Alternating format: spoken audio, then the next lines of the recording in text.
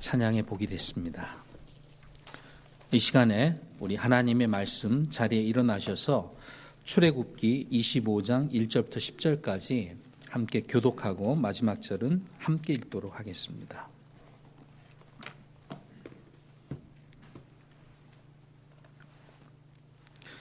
주께서 모세에게 말씀하여 이르시되 이스라엘 자손에게 말하여 그들이 내게 헌물을 가져오게 하라. 또 너희는 마음에서 즐거이 그것을 내는 모든 자로부터 나의 헌물을 취할지니라. 너희가 그들에게서 취할 헌물은 이러하니 곧 금과 은과 놋과 청색과 자주색과 주홍색 실과 고운 아마와 염소 털과 붉게 물들인 수량 가죽과 오소리 가죽과 시팀나무와 등잔기름과 기름 부음에 쓸 기름에 넣는 향료와 향기로운 향에 쓸 향료와 줄마노와 또 에봇과 흉패에 물릴 보석이니라. 또 내가 그들 가운데 거하도록 그들이 나를 위해 성소를 만들게 하라. 또 너희는 내가 내게 보여주는 모든 것에 따라 성막의 양식과 성막의 모든 기구의 양식대로 그것을 만들지니라. 등으로 궤를 만들되 그것의 길이가 2규빗 반, 너비가 1규빗 반, 높이가 1규빗 반이 되게 할지니라. 아멘. 성막의 시띠나무에서 배우는 교훈 말씀 선포가 있겠습니다.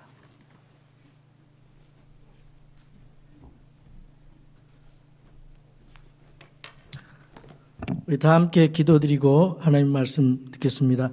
할렐루야. 살아계신 하나님을 찬양합니다. 또 저희들을 위해서 십자가에 죽으시고 부활하신 예수 그리스도께 감사드리며 감사와 찬양과 영광을 올려드립니다. 이 시간에 우리들의 마음을 주 예수 그리스도의 말씀에 귀를 기울이게 하시고 우리에게 두려움과 불안과 걱정, 염려를 벗어버리고 하나님의 말씀에 집중하고 우리의 속중심이 하나님께 가게 하고 우리의 믿음의 닻을 하나님의 말씀에 내려서 흔들리지 아니하고 이 세상 가운데서 담대하게 강하게 용기 있게 살아갈 수 있도록 주께서 역사해 주시옵소서. 이 시간에 방해하는 사탄 마귀 세력을 물리쳐 주시고 부족한 저의 입술을 지켜주셔서 온전히 주의 말씀만 태연하게 인도해 주시옵소서. 성막을 통해서 예수 그리스도를 배우고자 하오니 주님 역사하여 주시고 축복해 주시옵소서. 주 예수 그리스도 이름으로 기도하옵나이다. 아멘. 새해 첫날이 되면은 작심하고 성경을 읽기 위해서 하루에 3장, 일주일에 5장 이렇게 성경을 읽다 보면은 1년에 성경 일독을 하게 되는데요. 성경을 읽다가 창세기 지나고 출애굽기 지나고 25장부터 가면은 이제 성경이 지루하기 시작합니다. 잘 알지도 못하고 내용도 복잡하고 그 말인 것 같고. 그래서 그것이 출애굽기 40장 지나고 레위기 또 지나고 민수기 10장까지 그게 나옵니다. 그러니까 이게 무슨 말인지. 그래서 성경 읽는 열심이 식어질 수가 있어요. 그래서 여러분들은 이 부분을 극복을 해야 됩니다. 공부를 하셔야 돼. 그래서 이 속에 들어가는 것이 얼마나 중요한 내용이 들어있고 이게 도대체 무슨 내용인지를 알아야 하나님의 마음을 알 수 있지 않겠습니까? 그래서 여러분 이 기회에 마음문을 열고 우리 함께 공부하기를 원합니다. 어렵게 보이는 성막을 제가 쉽게 풀어서 드릴 테니까 따라오시면 됩니다. 그리고 오늘은 성경을 좀 같이 읽도록 하겠습니다. 이제 성막을 알면 예수님이 보이고 그 안에 구원이 보이고 또 성화가 보이고 믿음의 여정이 보여요. 10년 전에 제가 한 몇 달간 성막을 강해 설교를 하는데 어느 형제님이 저한테 목사님 이거 성막 별로 중요하지 않는데 재미도 없고 그런데 다른 거 하면 안 돼요 그러더라고요. 그 형제님은 성경이 말하는 그 내용을 잘 몰라서 그래요. 여러분 성경에 반복되는 것이 나오고 또 여러 가지 할애된 게 많으면 그 중요한 것입니다. 왜 성막이 중요하냐? 출애굽기가 13장으로 되어 있어요. 성막에 관한 거. 맨 처음에 이제 율법에 대해서 나오고 그 다음에 성막에 대해서 나오고 그 다음에 제사장에 대한 내용이 나오거든요. 그게 하나님을 어떻게 예배할 것인가에 대해서 거기에 다 써져 있어요. 레위기는 무려 18장, 민수기는 13장, 그 다음에 신명기 2장, 그리고 히브리서가 4장으로 되어 있어요. 그래서 총 50장. 성경이 몇 장이에요? 1189장. 근데 50장이면 24분의 1, 4.2% 성막을 할애했어요. 천지 창조하는데 6일 걸렸어요. 6일. 근데 이 성막을 받기 위해서 모세가 시내산에 올라간 건 40일 걸렸어. 그래 성막 중요해야 안 해요? 중요하죠. 50장을 할애했단 말이죠. 그 50장을 모르고 그냥 가면 안 돼요. 하나님의 뜻이 무엇인지를 알아야 되지. 어떤 사람들은 이 성경을 잘 모르면은 목회자들도 설교를 안 해요. 요한계시록도 1, 2, 3장하고 21장, 22장 거기만 설교하는 사람이 많아요. 그리고 중간에는 해석도 많고 자기도 확신이 없으니까 설교를 안 합니다. 근데 바이블 빌리버들은 정확하게 성경을 해석을 해서 성도들에게 하나님의 말씀이니까 다 알려줘요. 그래서 저는 성경의 모든 것을 다 알려드리고 싶어요. 요한 1서, 2서, 3서도 요한 2서, 3서도 한 장, 유다서도 한 장, 빌레몬서도 한 장, 한 장으로 된 성경도 다 하나님의 말씀이고 하나님의 말씀이 중요하지 않는 게 하나도 없고 다 하나님의 말씀은 중요해요. 하나님이 중요하기 때문에 우리들에게 주신 것입니다. 그래서 우리가 그걸 알아야 됩니다. 구원받은 사람은 성경을 배워나가면서 알아가면서 믿음이 성숙해 가는 것입니다. 성경에 근거해서 다른 거 물타기 안 하고 섞지 않고 진리만을 선포해서 그걸 그대로 우리가 영의 양식으로 받아서 하나님의 말씀을 배워가면서 하나님에 맞는 예수 그리스도의 마음에 맞는 사람으로 가는 겁니다. 그러려면 성경을 알아야 돼요. 그래서 그런 의미에서 우리가 성막을 배우기를 원하는데요. 이 성막을 우리 유대인들은 성막 부분만 오면은 자기네들하고 관련이 돼 있으니까 얼마나 감동적으로 읽는지 몰라요. 아는 내용이니까. 자기 조상들에게 주신 말씀이니까 그 부분은 그냥 이 대목에 이런 의미가 있지, 이런 의미가 있지 그러면서 읽는단 말이에요. 우리는 관련이 없으니까 이게 무슨 말인지 대충 그냥 읽고 지루하게 읽는데 앞으로 저의 설교를 이 강의 설교를 듣고 나면은 이 성막 부분을 주의해서 읽게 될 것입니다. 이 성막은 하늘의 성막을 히브리서 9장에 나오는 땅의 성소 하늘의 성막 이걸 본따서 하늘의 성막을 본따서 땅의 성막을 짓겠어요. 하나님께서 모세를 통해서 이스라엘 백성에게 주신 것입니다.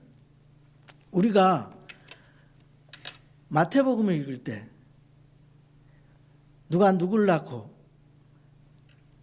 아브라함의 자손이시고 다윗의 자손인 예수 그리스도의 세대에 관한 책이다 그러면서 아브라함이 이삭을 낳고 이삭이 야곱을 낳고 야곱이 유다 그 형제를 낳고 유다는 다말에게서 베레스와 셀을 낳고 베레스는 헤스론을 낳고 헤스론은 나함을 낳고 나함은 아비나답을 낳고 아비나답은 나손을 낳고 나손은 살몬을 낳고 쭉 나가다가 살몬은 라합에게서 보아스를 낳고 보아스는 노덱에서 오벳을 낳고 오벳은 이새를 낳고 이새는 다이상을 낳고 다윗은 솔로몬을 낳고 우리아의 아내였던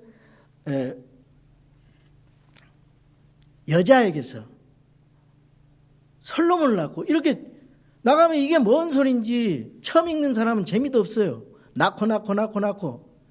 그런데 성경을 아는 사람은 아이고 이 우리아 얘기 나오면 다윗 얘기 나오면 이 밧세바 사건 그거 생각나고 다말 얘기 나오면 창세기에 유다가 그 다말 얘기 며느리하고 그 다음에 아브라함 이삭 야곱의 얘기 또 라합과 보아스의 그 아름다운 얘기 룻기서에 나오는 그 얘기를 생각을 하면서 성경을 읽으니까 얼마나 성경이 꿀송이같이 단지 이런 의미가 있어요. 그러니까 성경을 알아야 돼요. 창세기에 5장에 보면은요 낳고 죽으니라 이게 또 재미가 없어요. 근데 여기 보면은 창세기에 이런 말씀이 있어요. 아담이 130년을 살며 자기 모양대로 자기 형상에 따라 아들을 낳아 그의 이름을 셋이라 했더라. 맨 처음에 범죄하기 이전에 하나님의 형상을 따라 낳았는데 범죄한 이후에 창세기 5장에 가서는 아담이 셋을 낳는데 아담이 자기 형상을 따라 자기 모양대로 셋을 낳았다 그랬어요. 셋을. 그래서 아담이 셋을 낳은 뒤에 생애는 810년이었으며 그가 아들 딸을 낳았더라. 아담이 산 전생에는 930년이었으며 그가 죽으니라.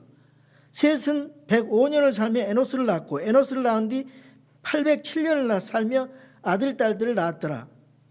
셋의 생애는 912년이었으며 그가 죽으니라. 이게 무슨 의미가 있습니까? 근데 이 의미 속에는 홍수 이전에는 이렇게 많이 오래오래 살았구나. 앞으로 우리 천년왕국 때도 이렇게 오래 살겠구나. 이걸 생각하면서 얼마나 재밌어요. 성경이. 이렇게 우리가 이제 성경을 재밌게 봐야 됩니다. 이 성막에 이제 구조가 있어요. 조감도가. 여러분이 주보 속에 끼어 있는 그 성막의 그 구조도를 한번 봐주시기 바랍니다. 그래서 동쪽에서 서쪽으로 가는 거예요.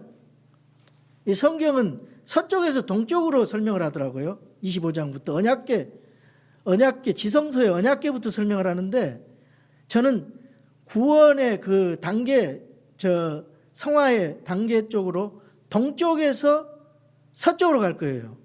오른쪽에서 왼쪽으로. 그 오른쪽으로 보면은 울타리가 있어요. 그리고 큰 문이 있습니다.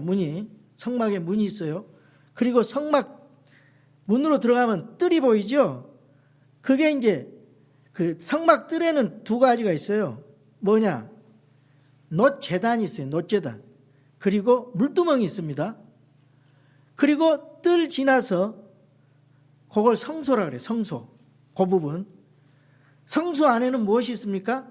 보여주는 빵을 두는 상, 금 등잔대, 향재단이 있어요. 향재단. 예.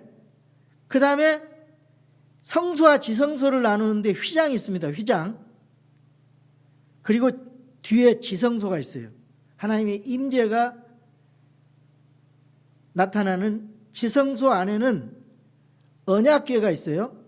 그리고 언약궤를 덮는 그 그룹이 있는 그 극률의 자리가 있고 하나님의 임재가 거기 나타나요. 그 다음에 언약궤 안에는 만나와 아론의 쌍난 지팡이와 십계명 돌판이 들어있어요. 자, 이 기구의 배열이 뭐냐? 우리 구원과 성화의 신앙 성숙의 과정을 보여주고 있어요. 자, 여기 보시고요. 대충 이제 구조를 알았어요. 자, 성막이 어떻게 예수 그리스도를 계시하고 있는지 이제 우리가 알아볼 텐데, 이 하나님께서 성막을 언제 세우라고 그러냐? 성막을 세우라고 하는 명령이 있어요. 출애굽기 40장 1절에서 2절에 보면은 주께서 모세에게 말씀하여 이르시되 너는 첫째 날에 첫째 날은 우리말로 정월 초하루 니산월 1일이에요. 니산월. 아비벌 1이라 해요. 유대력으로. 회중의 장막에 성막을 세우고 그랬어요. 정월 1일 날 성막을 세우라는 거예요. 원래 유대력이 이게 이제 아비벌이 4월인데 민간력으로. 그런데 출애굽기 12장 1절에서 2절에 보면 주께서 이집트 땅에서 모세 아론에게 말씀하여 이르시되 이 달은 6월절 달이에요. 6월절 달. 이스라엘에서 탈출하는 달. 그 달 14일 니산월 14일이 6월절이에요. 15일이 무교절이 시작되고 일주일간. 그래서 이 달 너희에게 달들의 시작이 될지니 곧 그것이 너희에게 한 해의 첫 달이 될지니라. 그러니까 일반적으로 이 세상 달력하고 유대력은 달라요. 종교력하고 민간력이 다르는데 이거를 이제 이 출애굽 달이 첫째 달로 된 거예요. 1월로. 우리로 말하면 1월로. 그리고 6월절은 14일이고 성막 세우는 날은 1월 1일이 된 겁니다. 하나님께서. 그 우리가 영적으로 적용을 하면은 여러분들 생일 축하하고 막 그러잖아요. 근데 예수님 믿는 사람들은 특별히 바이블 빌리버들은 생일 축가보다 더 중요한 날이 있어. 그거는 바로 내가 예수님으로 말미암아 예수님 믿고 구원받은 날. 그 구원받으리 영적인 생일이란 말이에요. 그래서 구원받은 날이 1월 1일이에요. 그날부터는 하나님과 더불어서 새로운 거룩한 날을 살게 되는 겁니다. 그래서 굉장히 중요한 달이에요. 내가 육체적으로 태어났으면 다시 태어나는 거예요. 육체적으로 태어나고 다시 태어나는 거예요. 그거 거듭난다 그러잖아요. 그래서 2번 태어난 자는 1번 죽고 한 번만 태어난 자는 2번 죽어요. 육적으로 죽고 영적으로 영원히 고통받는 거죠.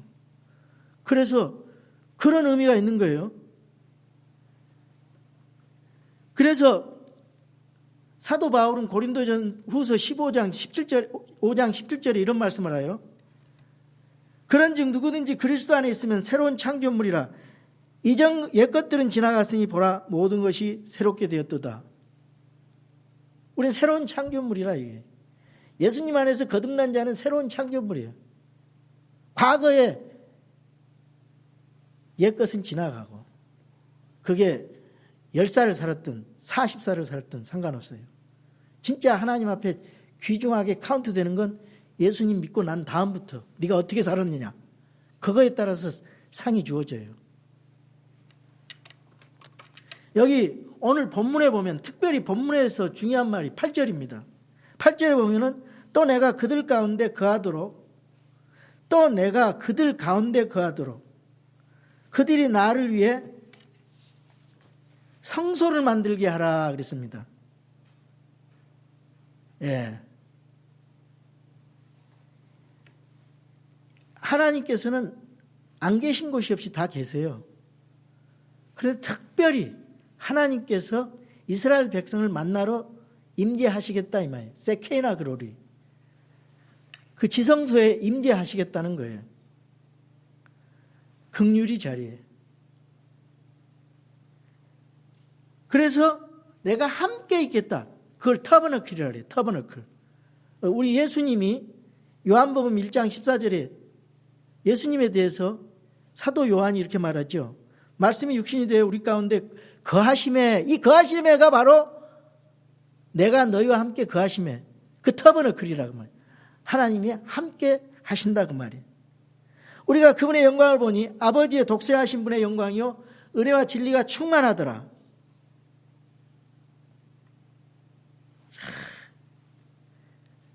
하나님이 우리와 함께 하신다. 우리와 함께 하시는 하나님이 예수 그리스도. 그 이스라엘과 특별히 함께 하셨다는 거예요. 그래서 하나님이 만나 주셨어요. 예수님도 이 땅에 우리를 만나 주시러 이 땅에 오셨어요. 사람의 몸으로 오셨습니다. 여기 9절에 보면은 이런 말씀이 있습니다. 너희는 내가 내게 보여주는 모든 것에 따라 성막의 양식과 성막의 모든 기구의 양식대로 그것을 만들지니라. 인간적으로 생각하면요, 성막의 구조를 인간적으로 생각하면 이해가 안 되고 이상한 부분이 많아요. 특별히 청소에 창이 없어요. 그리고 동편에 문이 하나예요. 울타리가 굉장히 길고 커요. 그런데 문이 하나고, 문의 크기도 그 울타리 크기에 비해 너무 크게 설계되어 있어요. 이 울타리가 100규빗, 가로 100규빗, 세로 50규빗이에요. 근데 그 규빗은 45.6cm, 여기 어른의 이 팔꿈치에서 손끝, 이 제일 큰 손끝 45cm 정도 됩니다. 그래서 옛날에는 이렇게 1규빗, 노아 홍수할 때도 1규빗, 성경에 단위가 그렇게 되어 있어요. 45.6cm, 6m고 100규빗이니까 45.6m, 세로니까 22.8m로 상당히 큽니다. 성막의 넓이가. 그래서 우리가 이상하다 그러는데, 이 노아 홍수, 노아 방주 이 가로 세로 높이의 비율이 정확하게 지금 오늘날 군함이나 큰 배들의 비율하고 같습니다. 정확하게 같아요. 그게 제일 안정성 있게 떠일 수 있는 구조예요. 하나님 굉장히 지혜롭습니다.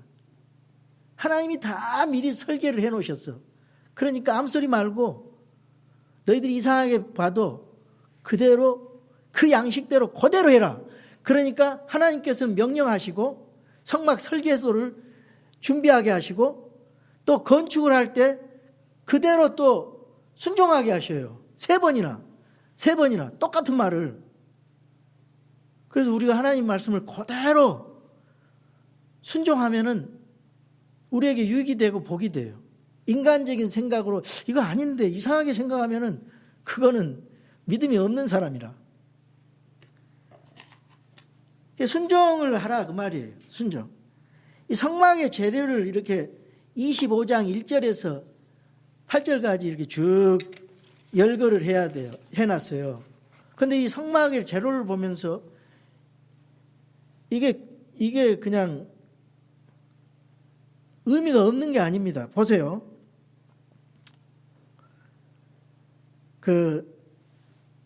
제가 출애굽기 35장 20절에서 29절에 그 성막을 재료를 이제 이스라엘 백성들이 자원해서 갖다 바치는 그런 부분이 나와요. 오늘 거기 25장 본절 말고 35장 20절에서 29절을 펴주시기 바랍니다. 35장 20절에서 29절을 보시면은, 자, 20절에 보면 이스라엘 자손의 온 회중이 모세 앞에서 물러가니라. 21절, 마음에 감동을 받은 모든 자와 영으로 자원하게 된 모든 자가 오고, 하나님 앞에 무엇인가를 드리려면 마음에 감동이 되고 자원해서 드려야 된다 그 말이에요. 그들이 회중의 성막 작업과 그분을 섬기기 위한 모든 것과 거룩한 의복들에 쓰이도록 주의 헌물을 가져왔으니 곧 자원하는 마음을 가진 남자들과 여자들이 다 오고, 여러분들이 헌금을 할 때 자원한 마음으로 헌금을 해야 됩니다. 억지로 하면 안 돼요. 그래서 오늘 보면 우리 제가 주보에도 고린도 후서 9장 6절에서 7절에 보면, 다만 내가 말하는 바는 이것이니 곧 인색하게 뿌린 자는 또한 인색하게 거둘 것이요 풍성하게 뿌리는 자는 또한 풍성하게 거두려는 것이라. 저마다 자기 마음 속에 정한 대로 낼 것이요 마지못해 하거나 억지로 하지 말지니 하나님은 즐거이 내는 자를 사랑하시느니라. 헌금의 원리가 여기 있습니다. 신약 성경에 헌금의 원리가. 억압하거나 그런 식으로 헌금을 거두면 안 돼요. 자원해서 자발적으로 자기 형편에 맞게. 자, 22절 곧 자원하는 마음을 가진 남자들과 여자들이 다 오고 그들이 팔찌와 귀고리와 반지와 납작한 보석과 온갖 금보석을 가져왔더라. 헌물을 드린 모든 사람이 주께 금으로 헌물을 드리니라. 이 금은 뭐냐?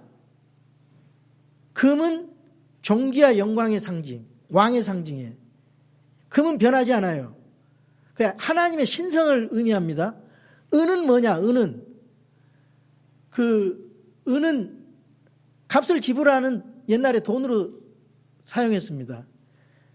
그 종을 사고 팔 때도 은으로 사고 팔았어요. 요셉을 팔 때도 그렇고 예수님을 팔 때도 은으로 사고 팔았어요. 그 다음에 놋은 열기가 강해서 번제다는 놋으로 만들었어요. 다 쓸모가 있어요. 그리고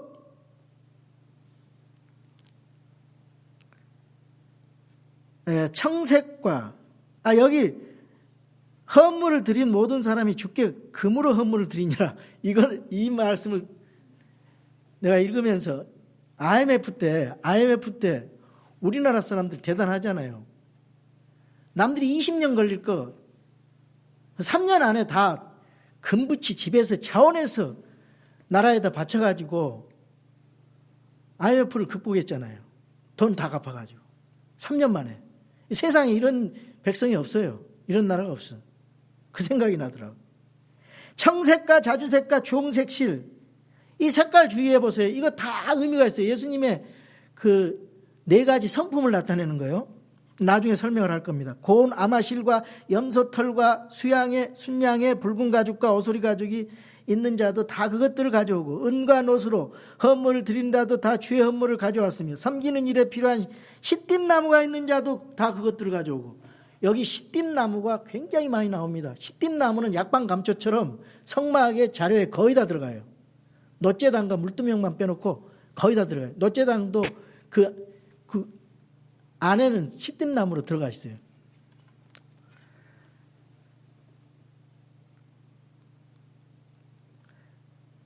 마음이 지혜로운 모든 여인들은 순수 실을 잡고 자기들이 작은 것, 즉 청색과 자주색과 주홍색 실과 고운 아마실을 다 가져왔으며 지혜의 마음에 감동을 받은 모든 여인들은 염소털로 실을 잡고 치리자들은 줄마노와 애복과 흉배에 물릴 보석들을 가져왔으며. 이거 제사장 복장이거든요.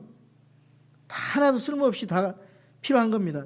등불과 기름 부음에 쓸 기름과 향기로운 향에 쓸 기름과 향료를 가져왔으니 마음에 자원하여 가져오기를 원하는 이스라엘 자손의 모든 남자와 여자가 주께서 모세 손으로 만들라고 명령하신 온갖 종류의 것을 만들기 위해 주께 자원하는 헌물을 가져왔더라. 하나님 일에는 쓰임 받지 못하는 것이 없어요. 다 거룩하게 쓰임 받을 수가 있는 것입니다. 그래서 이 구원받은 성도들은 전부 동참해야 돼요. 이 천주교에서 성과 속을 나눠가지고 계급화 시켰어요. 그래가지고 특별한 사람만 직분을 가진 사람만 하나님 섬기게 우리 속에 다 세뇌를 시켜놨어. 아니에요. 성경은 구원받은 모든 성도는 하나님 앞에 주님의 사역자예요. 일꾼이에요. 다 쓰임받아요. 다. 마귀가 우리를 세뇌시켜 놓은 거예요. 다 쓰임받을 수 있어요. 여러분이 큰 일을 하든 작은 일을 하든 다 쓰임받아요. 더러운 그릇만 아니면은. 다 중요합니다. 주님 앞에 마음으로 조그만 정성 드린 거 다 주님이 기쁘시게 받아들인다 이 말이에요. 자원하게 이름 없이 빚도 없이 드리면 다 받아들여요. 작은 일에 신실한 자는 큰 일에도 신실하다 그 말이죠. 그 말씀이 그렇게 우리가 읽혀져야 됩니다. 성막을 만드는데 재료를 모으잖아요. 이렇게. 근데 이 출애굽기 36장 2절에서 7절에 보면은 또 사람을 모아요. 그리고 여기 보면은 성막에 이 물건들을 너무 많이 헌물들을 가져와 가지고 이제 그만 가져와라. 모든 일에 충분하다. 하나님 일에 이렇게 풍성하게 드리는 것을 볼 수가 있습니다. 그래서 이 모든 물건을 하나님은 필요한 줄 아시고 출애굽기 11장 1절에서 3절에 다 준비를 해놓으셨어요. 어떻게? 주께서 모세에게 이르시되 내가 여전히 한 가지 재앙을 파라오와 이집트 위에 더 내리리니 그 뒤에 그가 너희를 여기에서 가게 하리라. 그가 너희를 가게 할 때는 반드시 여기에서 너희를 다 쫓아내리니 이제 백성의 귀에 고하여. 재밌어요. 각 남자가 자기 이웃에게 또 각 여자가 자기 이웃에게 은보석과 금보석을 빌리게 하라. 이스라엘 백성들이 나가면서 이집트 사람들에게 빌리게 하라는 거예요. 근데 하나님께서 그런 마음을 감동을 줘서 그렇게 하시겠다는 거예요. 주께서 이집트 사람들의 눈앞에서 백성에게 호의를 베푸시고 이집트 땅에서 그 사람 모세를 파라오의 신하들의 눈앞과 백성의 눈앞에서 심히 위대한 자가 되게 하셨더라. 그리고 출애굽기 12장 35절 36절에 보면은 이스라엘 자손이 모세의 말대로 행하여 이집트 사람들에게서 은보석과 금보석과 의복을 빌리매 주께서 이집트 사람들의 눈앞에서 백성에게 호의를 베푸사 그들이 요구하는 것들을 그들이 빌려주게 하셨으므로 그들이 이집트 사람들을 노략을 했다 그랬어요. 노략. 이 빌려준 게 노략, 그냥 노략해서 가져온 거예요. 빌림의 형식으로. 하나님이 다 이 성막 지으려고 했는데 이 사람도 준비를 하십니다. 사람을.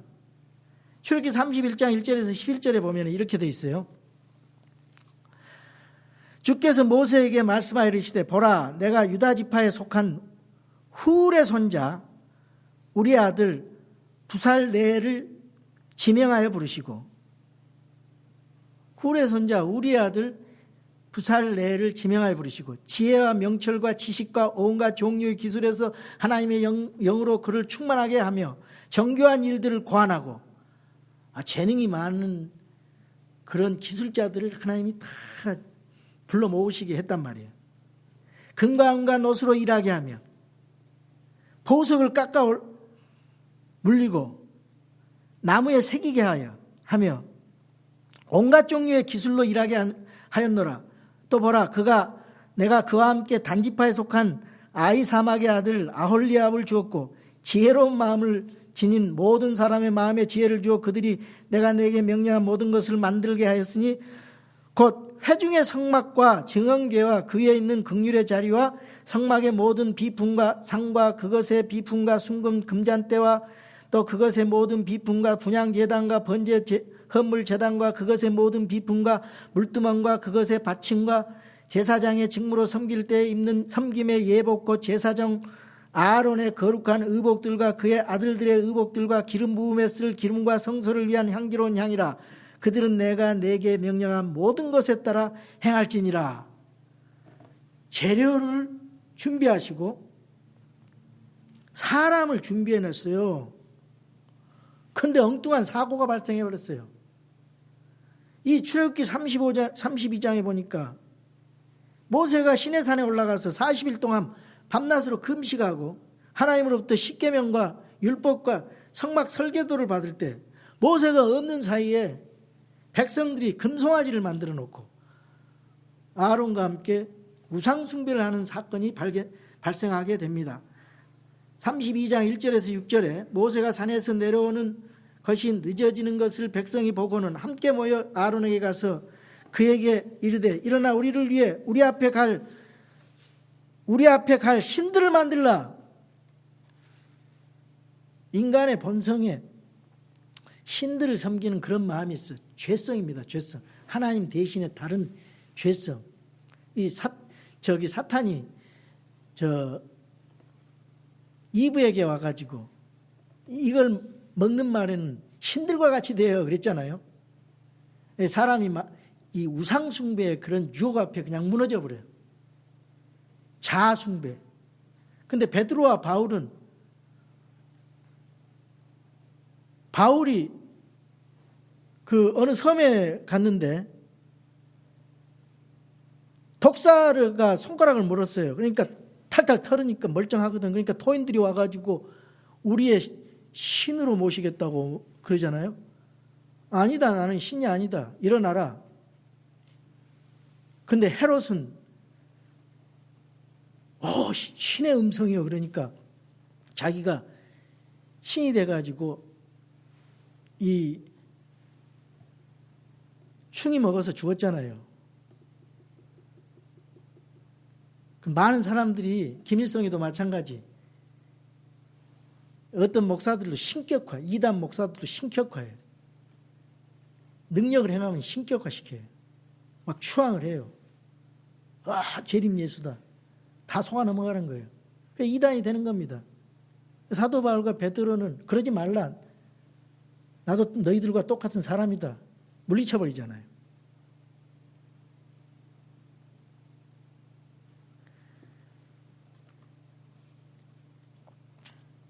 모세가 우리를 이집트 땅에서 데려온 올라온 사람에게 대해서는 그가 어찌 되는지 우리가 알지 못하노라 하니 아론이 그들에게 이르되 너희 아내들과 너희 딸들의 귀에 있는 금고리를 빼서 내게로 가져오라 하며 온 백성이 자기들의 귀에 있던 귀고리를 빼서 아론에게 가져오니라. 그가 그들의 손에서 그것들을 받아 송아지를 부어 만들고, 이 송아지는 이집트 우상이에요. 우상신이란 말이에요. 이걸 서슴없이 만들어요. 지금이야 아이고 이런 무지한 사람들 그러지만 그때 당시에는 성경이 없었으니까 자꾸 실패를 하는 겁니다. 실수를 하고. 새기는 그 도구로 그것의 모양을 내매 그들이 이르되 오 이스라엘아, 이것들은 너를 이집트 땅에서 데리고 올라온 내 신들이냐 하므로, 요즘에 새로 발견된 그 시내산 근처에 이 바위에 아직까지도 이 소의 우상행신의 그런 문양들이 그대로 있어요. 그 리비등 그 골짜기에 물이 콸콸 내리는데 거기에 문양들이 발견돼 가지고 떨기나무, 거기 유튜브를 보시면은 그 문양을 찍어 왔더라고요. 그 영화가 돼 있어요. 아직도 있어요. 그 바위에 새겨져 있어요. 이집트 우상신 그 송아지 그 형상들이 아직도 새겨져 있더라고요. 아론이 그것을 보고 그것 앞에 제단을 쌓고 선포하이르되 내일은 주를 위한 명절이 아니라 다음 날에 그들이 일찍 일어나 번제 업무를 드리고 화평 업무를 가져오며 백성이 앉아서 먹고 마시며 일어나서 뛰놀더라. 하나님께서 주신 그 사람들, 그리고 그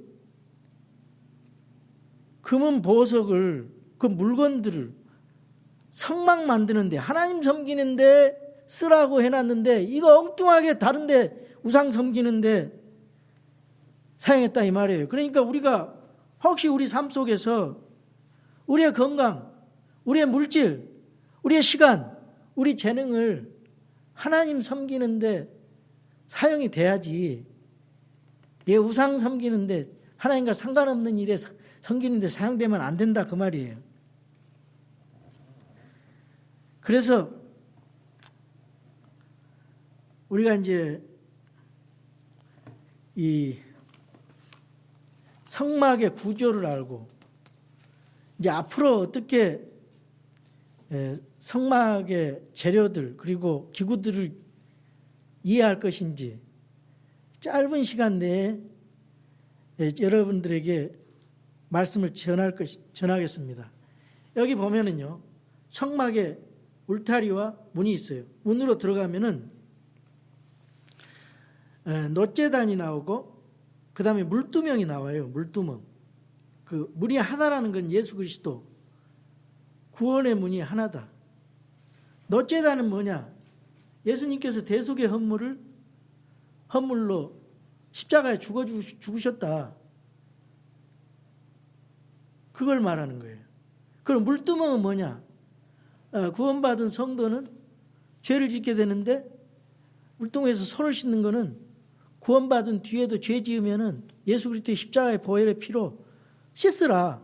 자백해라. 요한일서 1.9절 10절에 죄를 자백하면은 예수 그리스도의 보혈로 눈과 같이 희게 해준다. 그런 말씀이 있어요.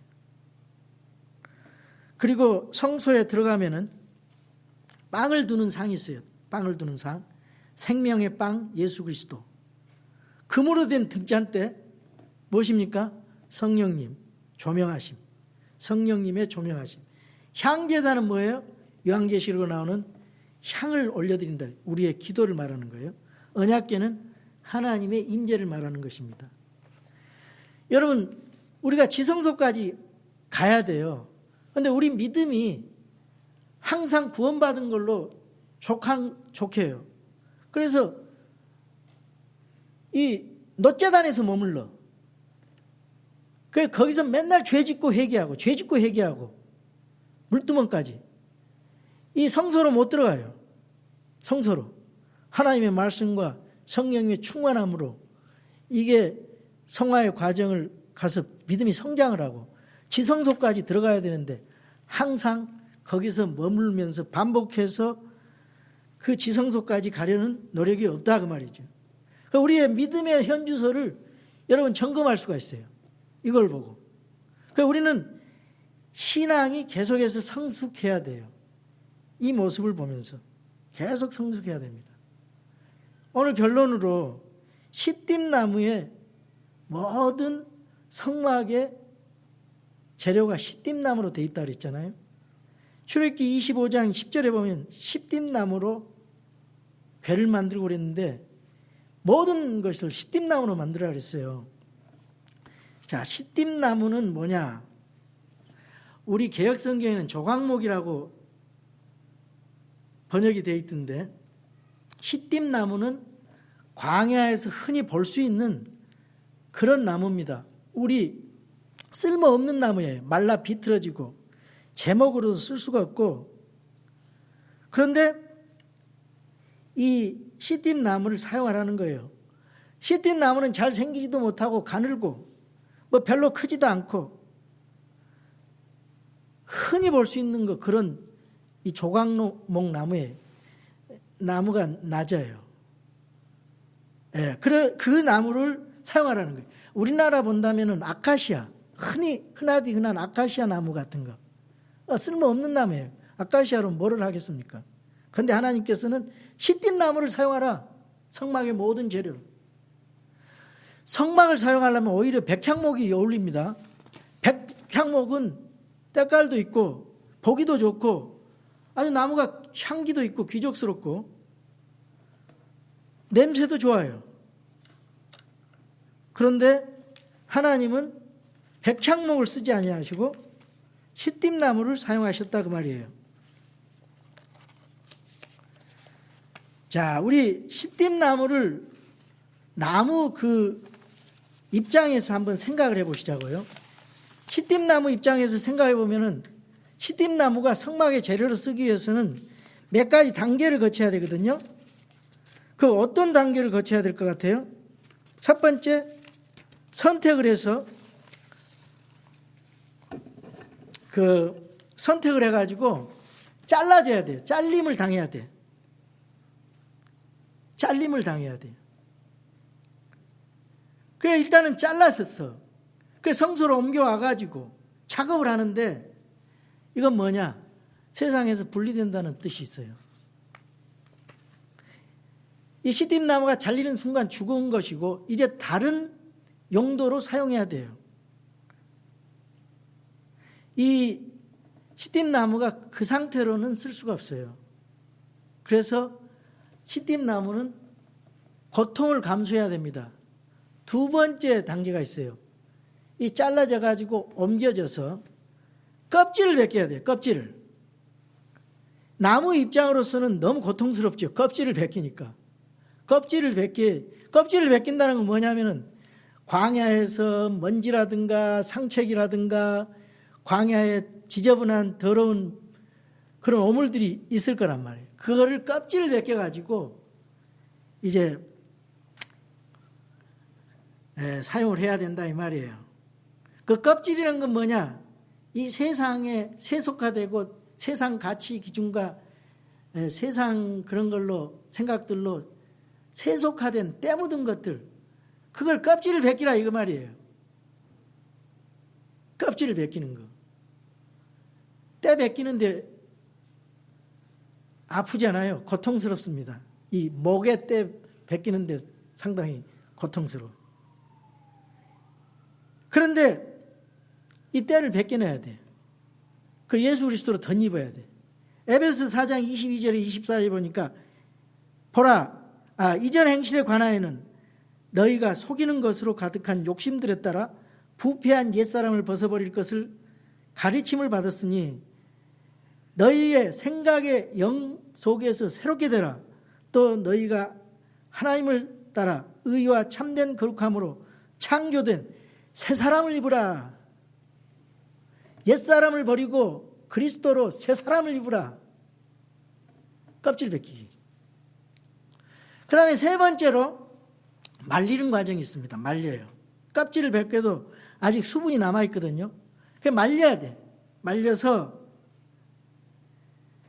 이제 그 사용을 해야 되는데, 껍질 벗기는 것은 우리의 겉모습을 벗기는 거예요. 세상 욕심을 따르는 그런 생각들 다 벗겨내야 돼. 이 수분을 말리는 것은 우리의 속에 있는 나쁜 것들, 보이지 않는 정말 우리의 자존심, 우리의 어떤 그 뭐랄까 억울해서 참지 못하는 그런 자존심이라든가 그 교만한 마음들, 이 포기하고 양보하지 못하는 그런 마음들, 이거 다 벗겨내야 돼. 다 없애야 된다 이거예요. 예수님께서 십자가에 달려 잡히시던 그 밤에 베드로가 칼을 꺼내서 말고의 귀를 베니까 베드로를 꾸짖으면서 예수님이 하신 말씀이 있어요. 이것까지 참으라. 우리가 주님의 일을 하려면 도저히 참을 수 없는 것이 있어요. 근데 그것까지 참으라는 거예요. 그게 예수님이 우리에게 주시는 말씀이에요. 너희가 제자가 되려면 자기를 부인하고 자기 십자가를 지고 나를 따르라. 자존심도 버리고 억울한 것도 버리고 네 자신을 죽이라 이 말이에요. 그래 하나님이 사용하시겠다는 거예요. 그리고 네 번째로 곱게 만들어라 해서 대폐질하는 거예요. 그런데 이 곱게 만들고 대폐질을 하면요, 이 나무가 본래 크기보다 작아져요. 그렇기 때문에 나무 입장에서는 참 손해보고 억울한 일이거든요. 이걸 우리가 이 세상에 적용한다면은 이 세상에서 잘 나가던 사람들이 세상에서 뭐 CEO고 뭐 잘 나가는 사람도 있어요. 남한테 지시 명령하고. 근데 교회 오면은 교회이기 때문에 내가 작아져야 돼. 교회이기 때문에 억울함도 참아야 돼. 교회이기 때문에 주님 섬기느라고 화장실 청소도 했고 해야 되고 파킹랏 그것도 봉사도 해야 되고 교회이기 때문에 내가 작아지는 거예요. 이 희생을 감수해야 된다 이 말이에요.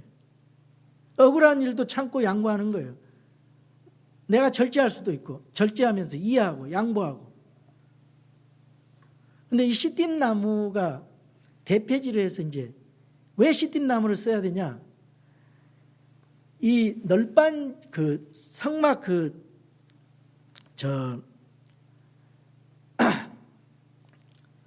널판을 만드는 거 있어요. 널판이 있는데 이 성소 벽을 만드는 그 널판 하나가 7cm, 1.5규빗 하고 길이가 10규빗이니까 4.5m 그 널판 만드는데 이 조각목으로 만들려면 일일이 그걸 다 짜 맞춰야 돼요. 한 나무 만들면 요거 조각 가지고 또 붙여야 되고. 이걸 뭔 얘기를 하느냐? 이 구원은 개인적인 일로 주님 앞에 나 사이에 믿음을 고백함으로 되는 거지만은 이 교회 일이라는 것은 나의 자존심 내려놓고 이름 없이 빚도 없이 모든 사람이 주님 앞에 겸손하게 연합해서 일치해서 한 마음으로 이해하고 단결해서 주의 일을 해야 된다 그 말이에요. 서로 도우면서 자기 장점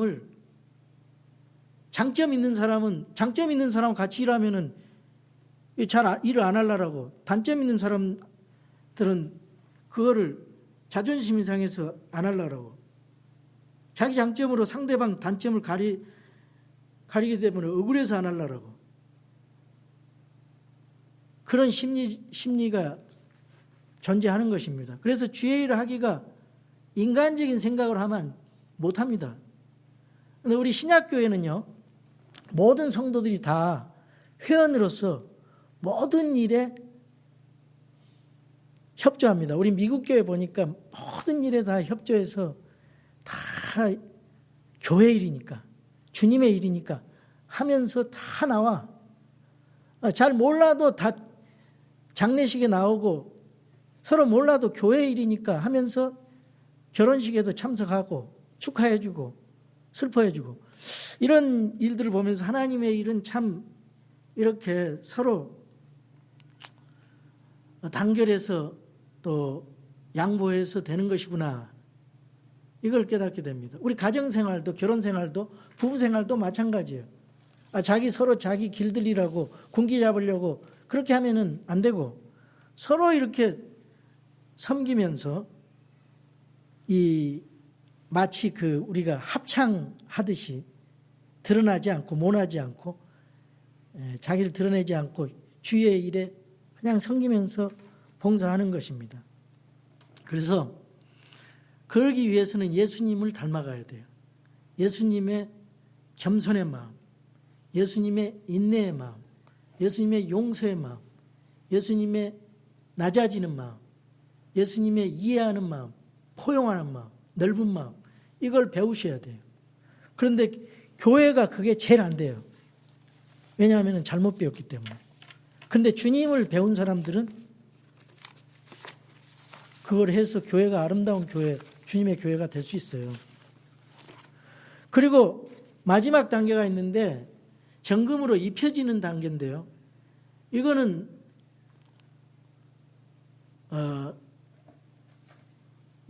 나무를 아무리 잘 다듬고 대표로 빤딱하게 밀어도 그 상태는 오래 가지 않아요. 조금만 지나면은 변형이 됩니다. 그래서 금으로 쌓아야 돼요. 오래 가게 하기 위해서. 우리 믿는 사람들은 우리 믿음을 정금같이 단련해야 돼요. 이 말씀을 말한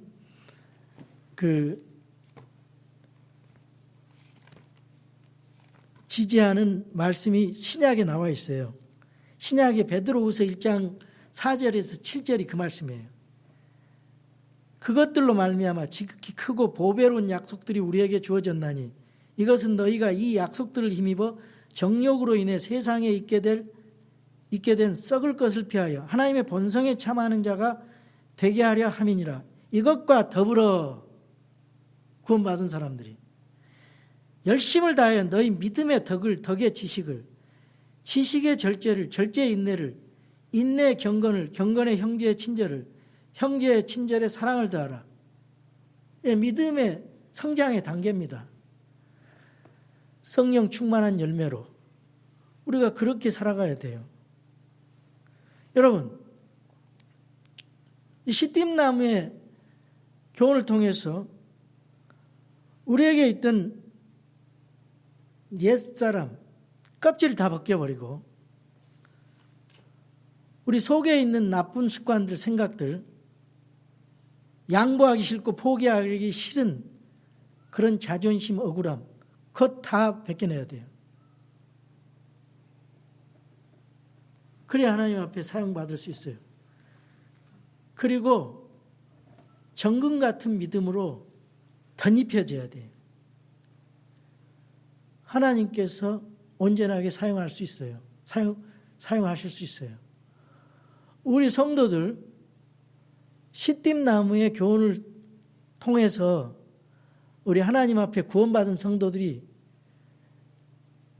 잘 활용되어서 하나님의 사역이 빛나고 그 사역에 대해서 많은 열매가 맺을 수 있도록 다 그렇게 헌신하는 우리 성도들이 되기를 주님의 이름으로 축원합니다. 다 같이 일어나셔서 찬송가